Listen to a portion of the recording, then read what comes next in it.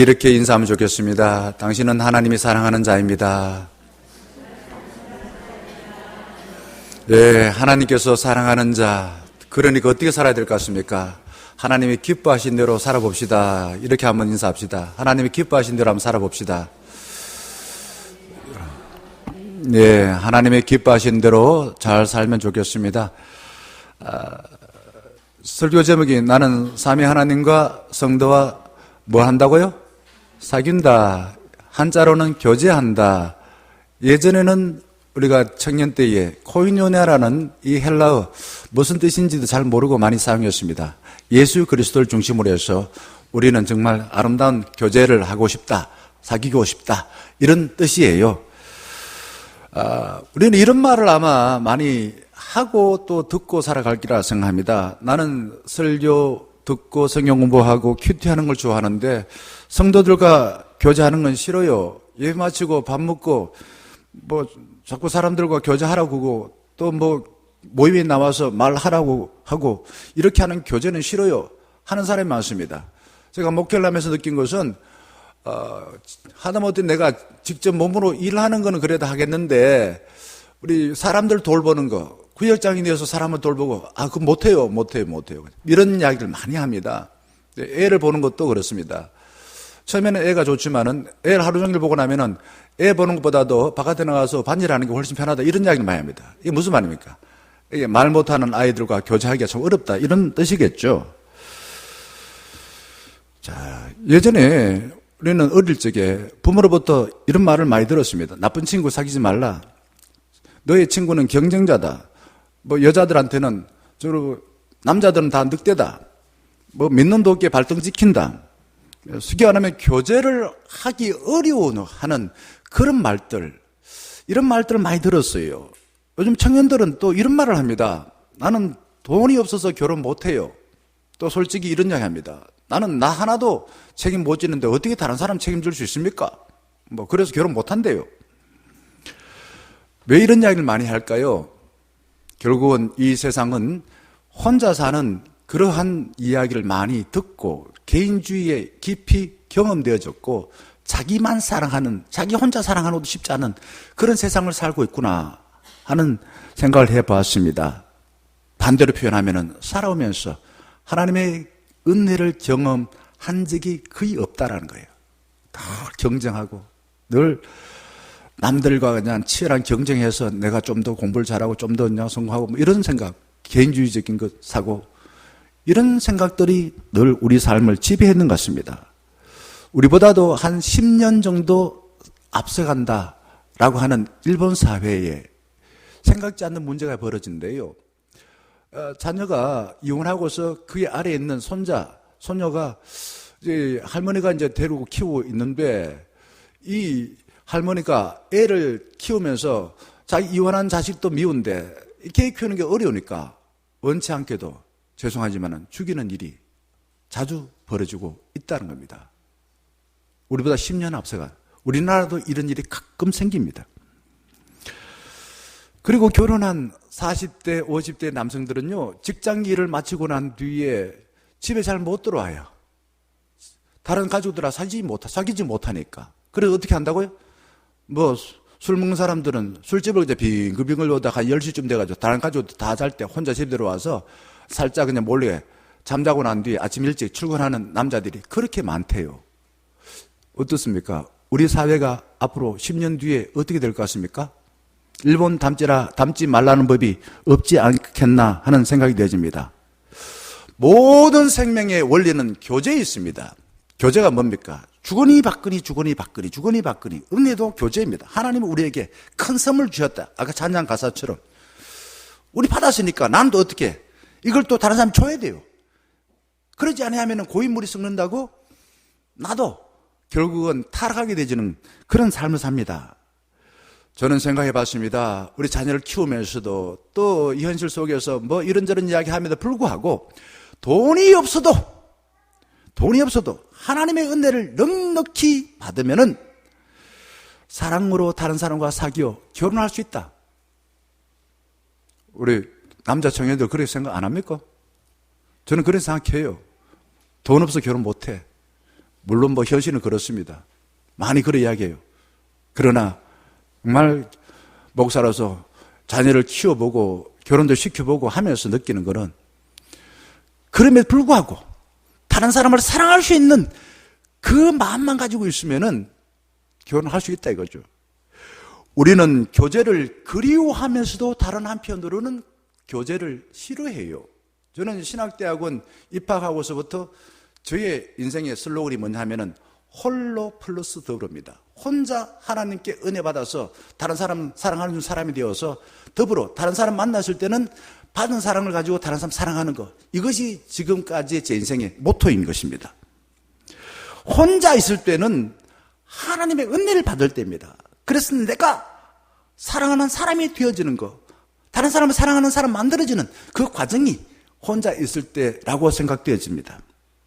그래서 내가 다른 사람 만날 때는 선한 영향력을 발휘하는 거예요. 다른 사람을 사랑으로 사랑할 수 있는 사람이 되어진다는 겁니다.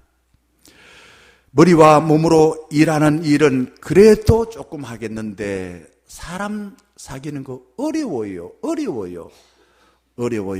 라고 말합니다. 구역장으로 섬겨본 분이 이런 말을 합니다. 목사님, 저는 목사가 그냥 뭐 공부 많이 하고 뭐 믿음 좋아서 되는 줄 알았는데 막상 제가 구역 식구들 돌봐보니까 목사님 좀 대단한 걸 느낍니다. 설에 저희 사위가 말합니다. 회사에서 한 20명 사원들 같이 저 동료들하고 일하는 뭐 섹션 뭐 장이라나요? 뭐 그런데 장인어른께서는 이 100명 넘는 교우들을 어떻게 돌봅니까? 뭐 이런 이야기를 하더라고요. 그래요. 저도 잘 못 돌보죠. 그러나 그리스도의 사랑으로서 내가 주님으로부터 받은 사랑을 가지고 교우들을 돌보려고 애를 쓰고 있습니다. 우리 교회는 세 반을 나눠서 그 반에 7분, 저까지 보면 8사람, 작년 한 해 동안 말씀을 읽고 말씀 세계를 이해하고 그 말씀 세계에 대한 느낌을 이야기하자. 그래서 믿음 안에서 교제하자라고 했는데 좋았어요. 제가 왜 했겠습니까? 제 욕심이 아니에요. 코로나를 지나면서 교회가 살 길은 소그룹 안에서 말씀을 가지고 교제하지 않으면 교회가 점점 쇠멸해진다. 교회가 없어진다는 겁니다. 말씀을 가지고 함께 나눌 때에 교회가 마치 세포가 건강하여서 비록 나이가 들면도 불구하고 우리 몸이 건강해지는 것처럼 교회는 작은 단위가 건강해져서 결국은 큰 공동체가 부흥해지고 건강해진다라는 것입니다. 인간을 나무에 비유하자면 삼일째 하나님께 뿌리를 둔 성도들은 그리스도의 사랑으로 열매를 맺어야 됩니다. 믿음은 하나님, 위로 하나님, 수직적으로 위로 하나님, 삼위 하나님께 뿌리를 두는 겁니다.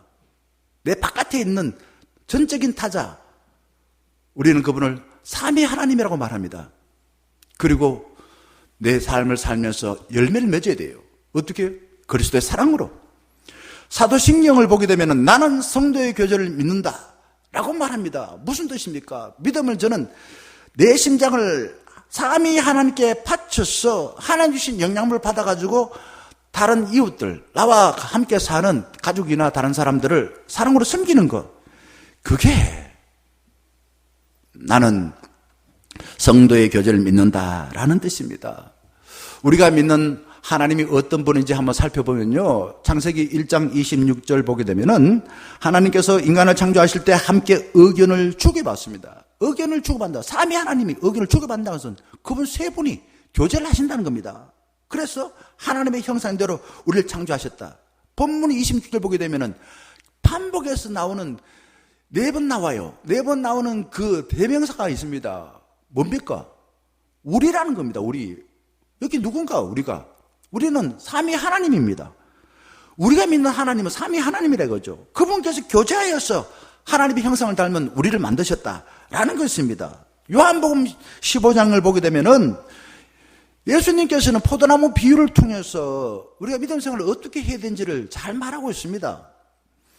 성부 하나님은 농부시고 성자 예수님께서는 포도나무고 우리는 그의 가지라고 말합니다. 1절 보게 되면은 열매를 맺지 아니하면은 가지를 잘라버려라. 열매 맺지 아니하면은 그리스도의 사랑으로 사랑하지 않으면 열매 잘라버려라. 이렇게 말합니다. 그럼 4절 보게 되면은 예수 안에 있지 아니하면은 열매를 맺을 수 없다고 말씀하셨고 그 다음에 열매를 맺지 못하면 쓸모없으니까, 그거는 뭐 목재로 쓸 수 없으니까 그냥 불에다 집어 넣어버려라. 이렇게 말하고 있습니다. 9절에 보게 되면은 아버지께서 나를 사랑하신 것처럼 나도 너희를 사랑하였으니 나의 사랑 안에 거하라고 당부했습니다. 하나님이 우리를 예수님이 우리를 사랑하신 것은 하나님의 사랑을 받고서 우리를 사랑하셨다는 겁니다. 예수님도 그렇게 사랑하셨어요. 그러니 결국은 우리는 먼저 우리를 사랑하신 그분의 사랑을 많이 받으라 이거죠. 그러니까 예수님은 마음을 다하고 뜻을 다하고 힘을 다하고 주는 하나님 사랑하라. 이 말은요, 인간이 가지고 있는 모든 것을 바쳐서 하나님을 사랑해라. 그래야만이 사랑의 열매를 맺을 수 있다라는 뜻 아니겠습니까? 이 요한복음 17장 보게 되면은 하나님께서 우리가 어떤 관계에 있는지를 예수님께서는 아내라는 단어로 표현하고 있습니다. 이 아내라는 것은 아주 짧은 부사인데 이게 갖고 있는 의미는 아주 큽니다. 여기 21절 보게 되면은 아버지요 부릅니다. 아버지께서는 내 안에, 내가 아버지 안에 있는 것 같이 그들도 다 하나 되어 우리 안에 있게 하사 세상으로 아버지께서 나를 보내신 것을 믿게 앞서서 우리를 통해서 다른 사람도 사랑하니까 믿지 않는 사람들이 저 사람 하나님 있는 거 맞네. 이렇게 믿게 하소서라는 것을 신뢰하게 하소서라고 그렇게 예수님이 당부하고 있습니다. 하나님은 어떤 분입니까? 천상천하 유아 독존이 아니시고요. 관계를 통해서 생명을 충성하게 만드신 분입니다. 천상천하 유아 독존 아니에요. 우리를 사랑하셔서 자기를 내어주고 우리 생명을 풍성하게 만들었습니다. 세례를 통해서 이걸 한번 살펴보겠습니다. 세례를 받을 때는요, 물에 푹 잠깁니다. 무슨 말입니까? 물에 푹 잠긴다는 것은 물은 죽음을 상징하는 거예요. 뭐가 죽습니까? 옛날에 나 혼자만 사랑하려고 했던 것, 이기적인 생각, 경쟁했던 것, 이런 부정적인 생각, 하나님이 원하시는 방법이 아닌 세상에서 살기 위해서 가졌던 경험을 다 죽여버려야 되겠죠. 그리고 원죄 같은 거, 원죄가 뭐냐? 원죄는 자기애입니다. 이걸 다 죽여버려라. 그리고 예수 그리스도 안에서, 즉 예수와 좋은 관계를 가져서 이제 새로운 존재로 태어나라. 이게 세례인 것입니다. 그래서 우리는 세례를 받았습니다. 세례받은 우리는 교회에서 예수님처럼 사랑으로 다른 사람의 생명을 풍성하게 만들어 줘야 됩니다. 안 그러면 하나님께서 보실 때 저 쓸모없다, 잘라버려라, 불에 넣어버려라 이렇게 말한다는 거죠. 그런데 이런 생각이 들도록 사탄은 끊임없이 유혹하고 있습니다. 사탄이 뭔가요? 디아볼리스인데 이게 뭐냐 이게? 관계를 깨워놓는다 이거죠. 하나님과 우리 관계를 깨워놓아요. 하나 못되게 합니다. 그리고 인간 관계를 깨워놓습니다. 부부와 부부 관계 깨워놓습니다. 부부와 자녀 관계 깨워놓습니다. 인간과 자연 관계를 깨워놓습니다. 한번 이 사실을 우리가 창세기 2장 23절을 한번 보겠습니다. 죄 짓기 전에 아담과 하와는 두 사람 관계가 어땠을까요? 당신 없으면 못 살아. 정말 못 살아. 이겁니다. 아담이 이르되 이는 내 뼈 중에 뭐라고요? 뼈 중에 독이요. 아니가 뼈 중에 뼈요. 살 중에 살이라. 이게 당신 없이 못 살합니다. 아주 짧은 시적인 표현인데 이거는 상대방을 향해서 얼마나 사랑하는지를 구구절절 짧은 본문을 통해서 우리에게 말하고 있는 것입니다. 죄 짓고 난 뒤에 아담과 하와의 태도는 변했습니다. 죄는 관계를 깨어놓아요. 3장 12절 보게 되면은 아담이 하나님께 이렇게 말해요. 하나님이 주셔서 나와 함께 있게 한 여자, 그가 그 나무 열매를 내게 줌으로 내가 먹었나이다. 하나님께 원망이에요. 내가 먹고 싶으면 먹었습니까? 하나님이 저 여자 만들어줬지 않습니까? 여자가 내한테 뭐라 하대요. 그러니 내 잘못 아니고 저 여자 잘못이에요. 이런 식입니다. 그 다음 한번 보세요. 하만은 또한 하나님께 뭐라고 말했을까요? 뱀이 나를 깨물어 내가 먹었나이다. 하나님 뱀이 왜 만들었어요? 뱀이 왜 만들었어요? 뱀이 꼬여가지고 내가 그거 먹었습니다. 또 원망합니다. 죄라는 것은 모든 관계를 다 깨버립니다. 부숴버립니다.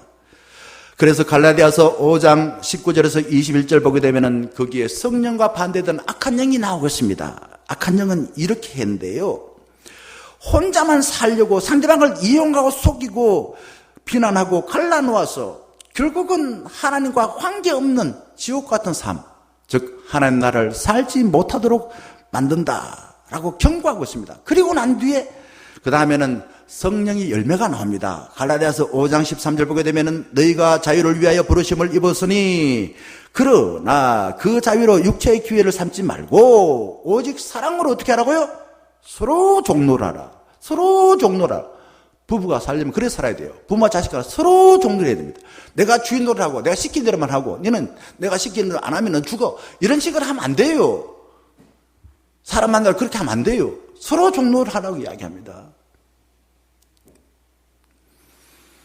사랑은 서로 종노를 하는 것입니다. 14절 보게 되면은 율법은 이웃 사랑하기를 내 자신과 같이 하라 한 말씀에서 이루어졌느니라. 율법은 뭘 통해서 이루어진다고요?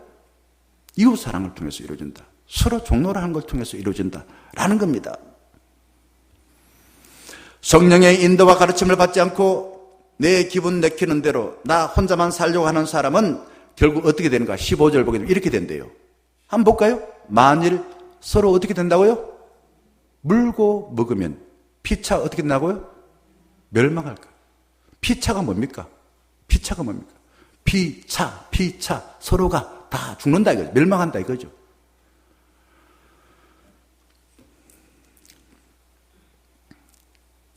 저는 이 말씀을 읽을 때에 나도 그랬구나. 나도 성령을 거슬러서 육체의 소욕에 따라 나만 살려고 하고 내 뜻대로 안 되면은 다 나쁜 사람이라고 생각하여서 공격하지 않았을까? 그래서 관계를 깨트린 적이 있었다고 저는 감히 고백합니다. 예수님은 제자들에게 새 조식을 한 뒤에 요한복음 13장 34절과 35절에서 당부하고 있습니다. 새 계명이래요. 옛날 계명, 구약에서 말하는 그런 계명 아니라 이제 예수님께서 새 계명을 주신다는 겁니다. 그게 뭘까요? 34절 너희에게 주노니 서로 말하고요? 사랑하라. 내가 너희를 사랑한 같이 너희도 사랑하라. 같은 말이 몇 번 나옵니까? 3번 나와요. 서로 사랑하라. 서로 사랑하라. 서로 사랑하라. 이런 말 들으면은 저 목사 우리를 무시하나? 내 머리 그렇게 안 나쁜데 똑같은 말 왜 자꾸 반복하나? 한 번만 해도 되지. 예수님이 얼마나 중요했으면 이 3번 이야기하고 계십니까? 서로 사랑하라 이거죠. 그러면은 모든 사람이 너희가 누군 줄 안다고요? 예수님의 제자인 줄 알리라. 예수 믿는 사람이구나. 저 사람 진짜 예수 믿는 사람이구나. 안다는 겁니다. 우리는 내 핏줄이구나 나한테 이익이 되거나 혼자만 살겠다는 욕망에 이끌려 뭔가 마음을 바쳐 좀 사랑합니다. 그러다가 좀 나중에 돼가지고는 내가 시킨 대로 해주지 아니하면은 나쁜 사람 아니 그냥 원수처럼 돼요. 그래서 사실은 원수 관계는 어디에 있냐 하면은 제일 가까운 사이에서 원수가 있습니다. 부부가 원수가 되는 것, 부모와 자식 간에 원수 되는 것, 형제가 형제 원수 되는 것, 남과 북이 원수 되는 것, 다 가까웠기 때문에 그렇습니다.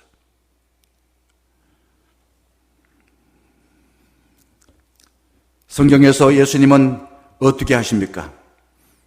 성경의 예수님은 사랑할 가치가 없고 다가가면 상처받을 죄인들을 사랑하셨고 세리, 병자, 가난한 사람들과 함께 어울려서 먹을 것을 채워주신 뒤에 귀신을 쫓아내 정신을 온전하게 해주셨습니다. 병을 고쳐서 죄의 권세에서 구원해 주셨습니다. 외톨이가 된 삭개오 관계가 깨어졌어요. 돈은 많았는데. 그리고 가나마다 현장 잡힌 그 여인에게 어떻게 합니까? 법에 의해서 심판받으라 말하지 않았어요. 죄의 권세에서 용서하여서 해방시켜 주셨습니다. 그리고는 더 이상 죄지어서 남을 괴롭히지 말라 이거죠. 예수님은 경건하다고 자처하는 사람들에게 세리와 죄인들의 친구이고 먹보라는 비난을 들었어요. 예수님 왜 이런 욕을 먹어야 됩니까? 사랑할 만한 가치가 없는 죄인들을 사랑했기 때문에 그런 욕을 먹었습니다. 예수님 관계가 깨어진 세리, 저주받았다고 비난을 들은 죄인들을 구원하려고 함께 먹고 함께 그 자리에서 그들의 마음에 있는 모든 문제들을 해결하여서 하나님의 백성으로 삼아주시기 위하여서 욕을 먹었다 이거죠. 예수님이 만일 경건하다고 자처하는 바리새인들을 함고봐 살았다 그러면은 내가 과연 구받을 수 있었을까요? 나 같은 죄인 살리신, 내가 죄인인데 구받을 수 있었습니까? 예수님은 거룩하신 분이고 하나님의 사랑을 받아서 가시덤불과 같은 그 현실 속에서 늘 죄인들과 함께 살면서 그들을 거룩하게 만들고 그들을 다른 사람을 사랑할 수 있는 사람으로 만들어 주셨습니다. 초대교회는 지금 사회, 우리 교회와 너무너무 다릅니다. 새끼 해결하기 힘들어요. 오늘 봉독한 말씀을 보게 되면 너무너무 아름다운 장면이 나오잖아요. 야, 저는 이거를 신학교 다닐 때는 나는 목회하면 이런 교회를 세워야지, 그런 생각이었어요. 한때는 한 3층짜리 집을 어떻게 돈이 그때 없었으니까 어쨌든 간에 빚을 내든지 어떻게 하든지 사가지고 1층에는 우리 두 사람이 그때 애들 돌보는 일이 했으니까 어린이집하고 2층에는 교회하고 3층에는 사택하고 그런 생각도 해봤어요. 왜? 이 사도행전 2장에 나오는 교회가 너무너무 아름다운 교회더라고요. 그래서 그런 정말 그냥 교회 예배만 드리는 게 아니라 우리 3천불을 같이 나눌 수 있는 그런 교회를 한번 생각해 봤습니다. 그 당대 교회는 건물이 시원찮아요. 악기, 편안한 장거자 시설이 없어요. 그리고 누가 인도해 줄 만한 지도자도 없었습니다. 신학교에 나온 목사가 있었습니까? 없었어요. 가전 명부로 박해받고 빈부 계층, 남녀 인종차별이 아주 심했어요. 그리고 그 당대의 제국인 로마에 의해서 아주 핍박을 받았습니다. 그리고 유대교 믿었던 사람들에게 예수 믿는다고 해서 얼마나 괄시를 받고 핍박하던지 알 수 없습니다. 그런데 이 예수 믿는 사람들은 그들의 비난과 핍박 가운데서도 너무나 아름다운 계절을 나눴습니다. 한번 볼까요? 43절 말씀 이렇게 나와 있습니다. 사람마다 두려워하는데 사도들로 말미암아 기사와 표적이 많이 나타나니. 무슨 말인가? 온통 나를 괴롭히고 비난함에도 불구하고 그리스도의 사랑을 받아서 은혜가 충만하기에 세상의 방식대로 안 살아요. 반대로 살아요. 예수님처럼 했던 그 삶을 그들이 다시 삶 속에서 재현하는 그런 모습이 나옵니다. 이런 모습을 보고서 사람들이 깜짝 놀라요. 쟤들 우리가 다 아는데, 쟤들이 돈 얼마 있고 쟤 누구 부모가 어떤 사람이고 쟤 학벌이 어떻고 다 아는데 어떻게 저렇게 산단 말인가? 깜짝 놀라서 입을 다무지를 못합니다. 비결이 뭘까요? 비결은 다름 아니라 120명의 성도들이 예배를 드리고 기도하여서 사도들의 가르침을 잘 받았습니다. 목사들의 가르침을 잘 받았다 이거죠. 그 말씀에 따라서 살아보더라 이거죠. 42절 말씀에 그렇게 말하잖아요. 사도들이 하는 일이 뭡니까? 사도들이 신방을 하고 이렇게 봉사하고 이렇게 안 해요.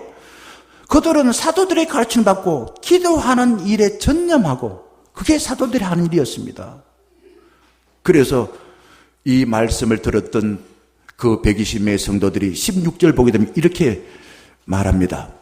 날마다 마음을 같이하여 성전에 모기를 힘쓰고 집에서 떡을 떼며 기쁨과 순전한 마음으로 음식을 먹고 47절에는 이러한 은혜를 베풀어서 아름다운 계절 하게 하신 하나님을 어떻게 한다고요? 찬미합니다.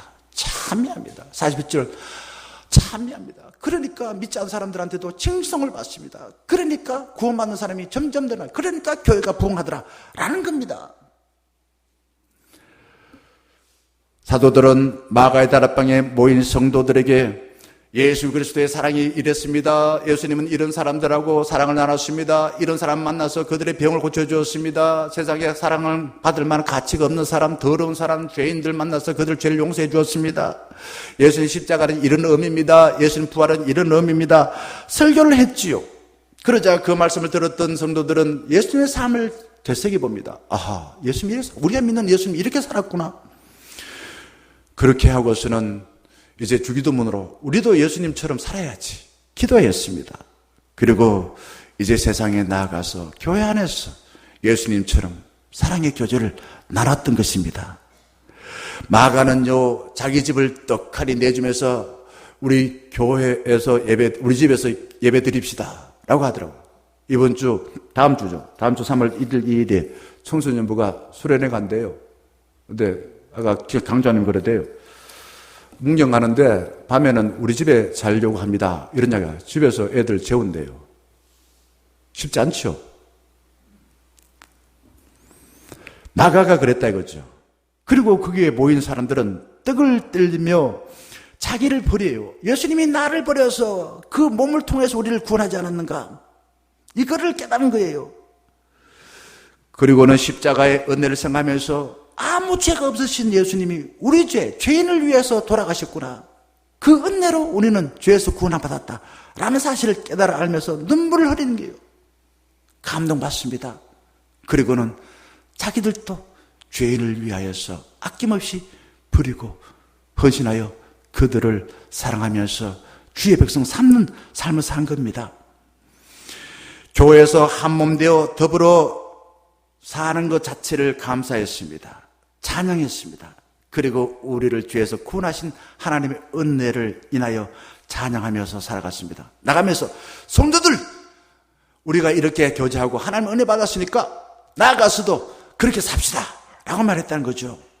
교회에서 성도들의 사귐이라는 것은 한 분 예수 그리스도를 중앙에 딱 둡니다. 그리고는 다 거기에 둘레 딱 그냥 뭡니까? 옛날에 저기 뭡니까? 이 빙글빙글 돌면서 춤추는 건 뭡니까? 무슨 술래? 강강수월래 한 거잖아요.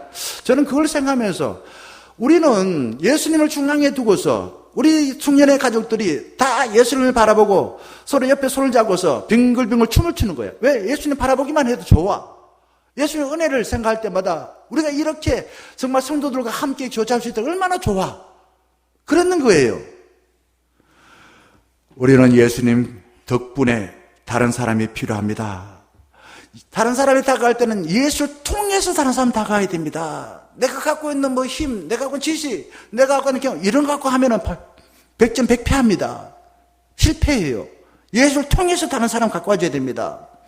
우리는 영원전에 하나님으로부터 선택받았고 지금 또 예수 그리스도 안에서 사귀고 있습니다. 그리고 앞으로도 천국에서 영원히 예수 그리스도를 중심에 두고 그리스도의 사랑으로 교제할 겁니다. 이걸 기억하셔야 됩니다. 그러니 지금 여기서 어떻게 해야 됩니까? 120명의 성도들은 모일 때마다 예수님의 약속을 믿고 한 마음으로 내가 다름 아니라 작은 예수가 되어서 살아가야지. 그리고 이 땅 위에서 가족이 만나든 성도들이 만나든 이웃을 만나든 그리스도의 삶을 재현하여서 사랑을 나타내는 삶을 살았다는 겁니다. 120명의 성도들은 인간이 만들어놓은 이념이나 제도, 관습, 습관들을 훌쩍 뛰어넘었습니다. 하나님이 약속하신 말씀을 통해서 새로운 세상을 열어갔습니다. 44절이 그거 나와요. 이게 무슨 말입니까? 나는 이걸 보면서 이 바보 아니야? 믿는 사람들이 다 함께 있어 모든 물건을 서로 통용한다. 이 유무상통이라요. 이거 이상적인 세상 아니야? 이런 게 있어? 성경이 이루어졌어요. 45절 보게 되면요, 또 재산과 소유를 팔아 각 사람 필요를 따라 나눠줬대. 나눈대요. 나누고 섬겼다 이거죠. 그 다음에 46절 보세요. 이거 무슨 말입니까 이게? 날마다 교회 모이기 힘쓴대요. 교회 억지로 나와주는 게 아니고 날마다 교회 모이기 좋대요. 그냥 주의 절을 삼할 때마다 내가 기뻐하는 마음으로 교회를 나왔다는 겁니다. 그리고는 성만찬 성례전을 통하여서 그리스도의 사랑을 경험하며 떡을 떼며 기쁨과 순전함, 이게 성만찬 성례전 중에서 주의 몸과 피에 참여하는 그런 성도들의 모습을 말하고 있습니다. 여기에 나오는 본문에서 반복하고 중요한 것은 우리가 별로 중요하게 여기지 않는 것들입니다. 다 함께, 그 다음에 서로 통용, 그리고 나눔, 이런 단어입니다. 예배를 마친 그 120명의 성도들은 인간이 만들어놓은 모든 자백을 허물어버리고 마치고서는 다 오시오. 하나님이 예배하신 잔치입니다. 같이 밥 먹고 갑시다. 한 주 어떻게 살았어? 힘드셨겠습니다. 기도하겠습니다. 이런 교제를 나눴다는 겁니다. 그들이 믿는 하나님의 뜻대로 살 때에 일어난 놀라운 경험들, 이거를 나눴습니다. 나눌 때마다 사람들 비난하고 사람들 욕하고 이게 아니에요. 나눌 때마다 그리스도의 사랑으로 위로하고 받은 은혜를 나누는 그런 교제를 했다는 겁니다. 하나님 나라의 시민으로서 하나님의 생각과 방법을 붙들고 세상에 나가서 당당히 살아갔습니다. 나 하나님의 은혜 받은 사람이야. 나는 하나님의 백성이야. 하나님께서 나를 사랑하셔서 너희들이 나를 어떻게 하든지 나는 이렇게 사랑할 거야. 그렇게 살았다는 겁니다. 그러니까 그리스도인을 통해서 로마가 변했습니다. 경쟁과 자기애를 똘똘 뭉친 로마가 그리스도인 무시했던 그 그리스도인에 의해서 로마가 변해서 로마가 국교가 된 것입니다. 비결이 뭡니까? 그리스도의 사랑을 조금 적은 120명의 성도들이 실천하니까 로마가 변했어요. 하나님처럼 여겼던 돈을요 내어놓아서 그 가난한 사람들을 위해서 섬겼습니다. 나와 다른 사람을 그렇게 대하였습니다. 내가 말이야 어떤 사람인지 알아? 나 목사야. 나는 말이야 이런 사람이야. 그러니 내 말 들어. 안 들으면 죽어. 안 그랬어요. 예수님처럼 섬김을 받으러 온 것이 아니라 섬겼습니다.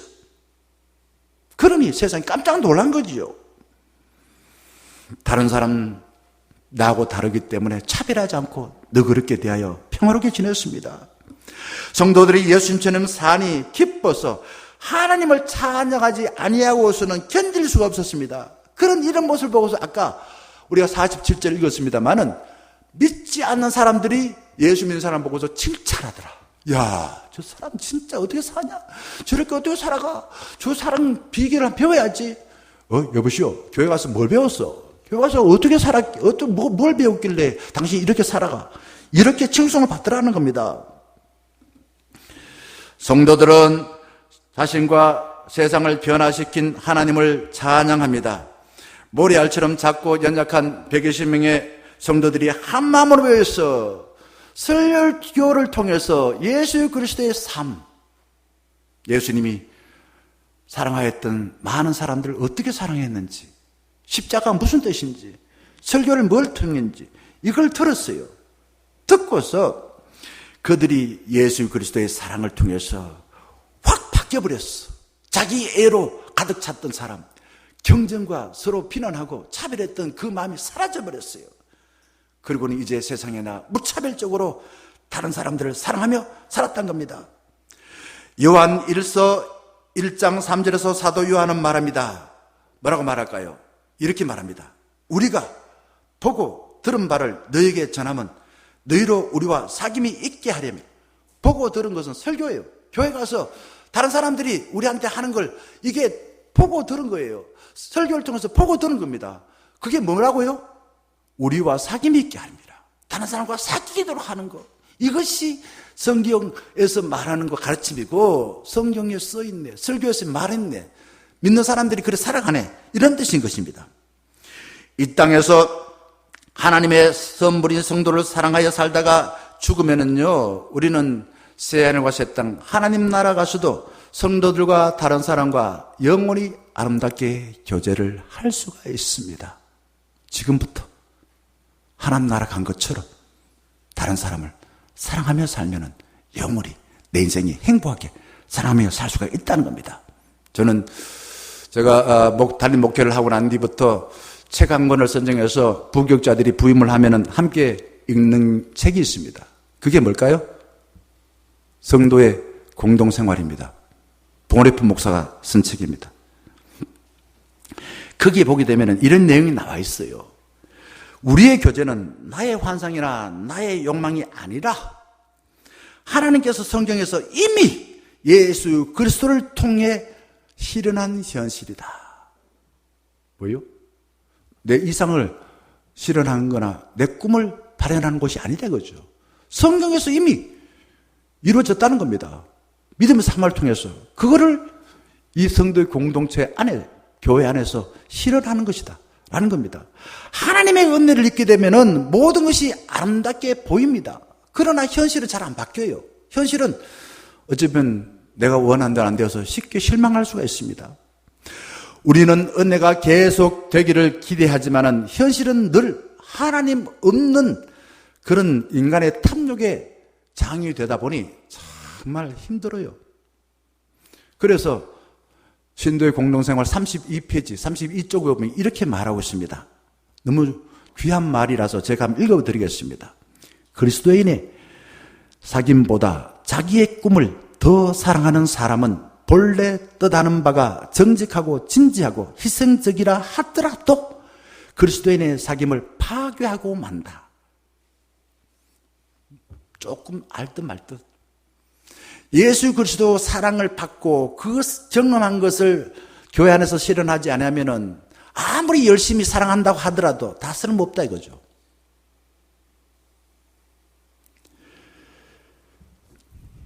내가 기대하고 요구한 것을 하나님의 이름으로 다른 사람에게 요구하고 판단하는 것이 아니라 내가 하나님으로부터 받은 사귐에 대한 요구를 가지고 말씀을 들었어요. 하나님이 우리를 어떻게 사랑하라고 하셨습니까? 우리한테 예수를 사랑으로 사랑하라 했습니다. 이게 하나님의 요구예요. 그걸 가지고 세상으로 들어가서 감사하고 격려하며 세워주는 역할을 감당해야 된다. 내가 기대한 대로 되지 않아서 실망하고 다른 사람에게 상처를 준 사람이라 하더라도 그들 안 돼, 오지 마. 나 안 해. 우리는 오랫동안 여기 교회 안에서 그냥 친구처럼 지내왔거든. 네 교회 온 지 얼마 됐어? 1년? 아직 멀었어. 시킨 대로 해. 그러면은 우리 여기 그래발에 넣어줄게. 옛날에 제가 고등학교 다닐 때에 여자애들 중에서 오공주가 있었습니다. 걔들은 오공주인데 자기들끼리 아주 특별한 존재예요. 그래서 다른 애들을 못 들어오게 자기들끼리 오공주라고 해서 교회 안에서 돌아다니고 교회 안에서 자기들끼리만 도와주고 막. 그러니까 교회에 처음 나온 애들은 얼마나 그 열등감 느끼겠어요. 그런 거다 이거죠. 그걸 배제하지 않아요, 교회 안에서는. 그러면 안 된다 이거죠. 내가 비록 상처를 받았다 하더라도 그를 사랑하고 용서할 수 있음에 감사합니다. 이게 참 어려운 이야기인데 이게 성도의 교제가 되라 이거죠. 교회 공동체에서 만나서 이룰 형제에는 우리가 실현할 이상이 아니다. 아까 말씀드렸죠? 뭡니까? 이미 하나님께서 예수 안에서 이미 현실에서 이루어진 것을 우리는 다시 한번 믿고서 따라갈 뿐이다 이거죠. 이게 교회 안에서 이룰 성도의 상임입니다. 요한 1서 4장 11절과 12절에 사도 요한은 우리에게 당부합니다. 이렇게 말합니다. 사랑하는 자들아 우리가 서로 사랑하자. 이유가 뭡니까? 예, 하나님 본 사람이 없는데 만일 우리가 서로 사랑하면은 하나님이 우리 안에 거하시고 그의 사랑이 우리 안에 온전히 이루어졌느니라. 우리는 하나님 믿는다. 하나님께 뿌리를 둔다 이거죠. 그러면 사랑해야만이 저 사람 하나님 믿는구나. 왜? 하나님 사랑이 하나님이니까. 그렇게 하나님이 인정해 주더라는 겁니다. 바울도 감옥에서 믿음의 아들 디모데를 그리워하고 데살로니가 교우들의 얼굴을 보기를 기도하고 사도 요한도 그랬습니다. 요한 2서 12절 보게 되면 얼마나 보고 싶어 했는지요. 사랑하는 성도를 생각하며 먹으로 편지를 쓰고 직접 만나기를 사모하고. 저는 어저께 교사 봉회를 4개 노회에서 연합을 했는데 거기에서 부목사 때에 섬겼던 교회 교우들이 왔더라고요. 잘 몰랐는데 저기서 목사님 그러더라고. 나중에 보니까 마치고 난 뒤에 또 이제 그게 광야, 도시 광야인데 들어가 보니까 한 수십 명 정도가 다들 그냥 일어나가지고 인사할 때 마음이 참 좋았습니다. 기분 좋았습니다. 옛날에 섬겼던 교회에서 저걸 보고서 번동만 듯하고 말이에요. 무시해버리면 저 얼마나 상처받았겠어요. 물론 왔는지도 아닌지도 몰랐지만은 찾아와서 인사를 해주고 또 볼 때에 환히 웃어주면서 안부를 묻고 비록 제가 그게 섬기지 않았지만 믿음 안에서 형제 자매로 섬겼던 저의 삶이 헛되지 않았구나 하는 그런 보람을 느꼈습니다. 저는요 교회만 생각하게 되면은 집보다 더 따뜻하고 사랑스러워서 교회에서 살다시피 했습니다. 저는 이 교회를 생각할 때마다 저는 우리 교회 청명 받을 때도 그렇게 썼습니다. 자기 소개서에 나는 교회를 나는 집보다 더 사랑스러운 곳으로 생각합니다. 나는 학교보다 더 큰 배움을 받은 큰 학교라 생각합니다. 나는 나에게 그 세상이 줄 수 없는 큰 꿈을 준 꿈 학교라 생각합니다. 이렇게 말했습니다. 제가 1991년도요. 뭐였는지 아십니까? 방위 근무였어요. 그때 방제일교회 청년의 총무였습니다. 지리산으로 수련회 가게 되었습니다.